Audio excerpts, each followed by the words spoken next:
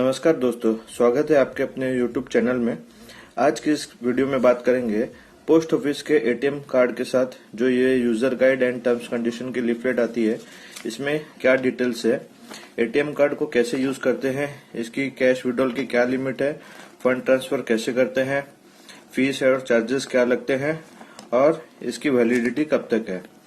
तो चलिए ज्यादा देर ना करते हुए वीडियो को चालू करते हैं। हाँ दोस्तों, अगर आपने मेरी पहली वीडियो नहीं देखी है जिसमें कि मैंने बताया है एटीएम कार्ड को कैसे अप्लाई करते हैं, उसका फॉर्म फिलअप कैसे करते हैं, तो उसकी लिंक भी मैं आपको डिस्क्रिप्शन में दे दूंगा, तो वो वीडियो भी आप जरूर से पहले देख लीजिए। चलिए जान लेते हैं कि हमें कैश विड्रॉल कौन कौन से एटीएम से कर सकते हैं, इसकी क्या लिमिट है, क्या चार्जेस लगते हैं और ये कब तक वैलिडिटी होता है। तो यहाँ देखिए लिखा हुआ है, सबसे पहले एटीएम आप कोई भी एटीएम से उठा सकते हैं कैश, चाहे वो पोस्ट ऑफिस का हो या बैंकों का हो। साथ ही उसमें लिखा हुआ है कि आप सेविंग्स अकाउंट को आप अपने एटीएम कार्ड से लिंक करना होगा। सपोज आपका मल्टीपल सेविंग्स अकाउंट है, 2-3 पोस्ट ऑफिस में आपका सेविंग्स अकाउंट है, तो आप एक एटीएम कार्ड के साथ उसे लिंक कर सकते हैं। और अगर आप अलग एटीएम से उठा रहे हैं, यानी कि किसी बैंक के एटीएम से आप कैश विड्रॉ कर रहे हैं, तो आप अपने प्राइमरी अकाउंट से ही कैश विड्रॉ कर सकते हैं। उसके बाद आप maximum cash withdrawal limit per day 25,000 रुपये है। आप एक दिन में 25,000 रुपये से ज़्यादा कैश विड्रॉ नहीं कर सकते हैं। साथ ही इसका मैक्सिमम विड्रॉल पर लिमिट है एक ट्रांजेक्शन का 10,000 रुपये, यानी अगर आपको 25,000 रुपये उठाने हैं तो आप इसे 3 पार्ट में उठा सकते हैं, 10,000 के 2 ट्रांजेक्शन और 5,000 का 1 ट्रांजेक्शन। और उसके बाद इसकी लिमिट है maximum number of cash transaction आप 5 ही कर सकते हैं एक दिन में, उससे ज़्यादा आपको अलाउ नहीं है। चलिए दूसरा पॉइंट पे बात कर लेते हैं, फंड ट्रांसफ़र। इसमें कि आप जैसे देख सकते हैं कि आप अपने किसी सेविंग्स अकाउंट से फंड ट्रांसफ़र करना चाहते हैं किसी दूसरे के सेविंग्स अकाउंट में, तो आप पोस्ट ऑफिस की एटीएम से ही आप ट्रांसफ़र कर सकते हैं। आप अन्य बैंक की एटीएम के थ्रू ट्रांसफ़र नहीं कर सकते हैं और ना ही अलग बैंक के अकाउंट में ट्रांसफ़र कर सकते हैं। सिर्फ पोस्ट ऑफिस के सेविंग्स अकाउंट से पोस्ट ऑफिस के सेविंग्स अकाउंट में ही आप ट्रांसफ़र कर सकते हैं। और ये ट्रांसफ़र करने की मैक्सिमम लिमिट रहेगी पर डे वही 25,000 रुपये। अब बात कर लेते हैं फीस एंड चार्जेस के बारे में, जो कि बहुत ही महत्वपूर्ण है। फिलहाल अभी एटीएम और डेबिट कार्ड इशू करने का कोई भी कॉस्ट नहीं लगता है और ना ही इसका कोई एनुअल मेंटेनेंस चार्ज है। ध्यान दीजिए, यहाँ लिखा है करेंटली, माने अभी नहीं है, किंतु हो सकता है फ्यूचर में गवर्नमेंट इसे लागू कर दे।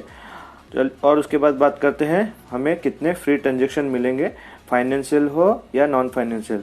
यहाँ मैं आपको बताना चाहता हूँ फाइनेंशियल और नॉन फाइनेंशियल। फाइनेंशियल ट्रांजेक्शन ये हुए कि जो आप अगर ट्रांजेक्शन करते हैं, कैश विड्रॉ करते हैं, उसे कहते हैं फाइनेंशियल ट्रांजेक्शन। और नॉन फाइनेंशियल ये होता है कि अगर आपने बैलेंस चेक किया या पिन चेंज किया या फिर आपने ट्रांजेक्शन किया किंतु फंड इनसफिशिएंट होने की वजह से ट्रांजेक्शन हुआ किंतु फंड ट्रांसफ़र नहीं हुआ, तो वो भी आपका ट्रांजेक्शन में काउंट किया जाएगा। तो आप उसे हमेशा ध्यान में रखिएगा। यहाँ देखिए charges DOP department of post office ATM में बिल्कुल फ्री रहता है। जी हाँ, बिल्कुल आपको कोई भी चार्जेस नहीं लगेगा, आप कितने भी नंबर ऑफ टाइम्स यहाँ कर सकते हैं। और आपका अदर बैंक के एटीएम में अगर आप ट्रांजेक्शन करते हैं तो मेट्रो सिटीज़ में 3 ट्रांजेक्शन पर मंथ आपको दिए जाएंगे। अदर प्लेसेस यानी कि नॉन मेट्रो सिटीज़ में अगर आप यूज़ कर रहे हैं तो 5 ट्रांजेक्शन पर मंथ, आपको महीने में 5 ट्रांजेक्शन ही मिलेंगे। उसके बाद अगर आप यूज़ करते हैं तो चार्जेस लगेंगे।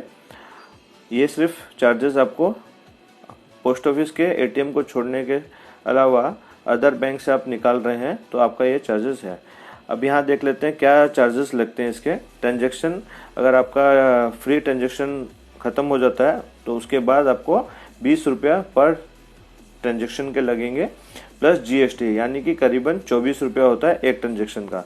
तो ये आपको बहुत ही महत्वपूर्ण है, जानकारी रखनी चाहिए कि अगर आप महीने में कितना ट्रांजेक्शन कर रहे हैं, चाहे वो फाइनेंशियल ट्रांजेक्शन हो या नॉन फाइनेंशियल ट्रांजेक्शन हो, ये आपको बहुत ही ध्यान में रखना पड़ेगा, नहीं तो आपके 24 रुपये आपके सेविंग्स अकाउंट से डेबिट हो जाएंगे। उसके बाद देख लेते हैं वैलिडिटी। ये कार्ड की वैलिडिटी आपकी इंडिया में ही है और ये कार्ड आपका फॉरेन एक्सचेंज के लिए पेमेंट के लिए वैलिड नहीं है। दोस्तों, उम्मीद करता हूँ कि वीडियो आपको पसंद आई होगी और मैं सारी जानकारी दे सका हूँगा।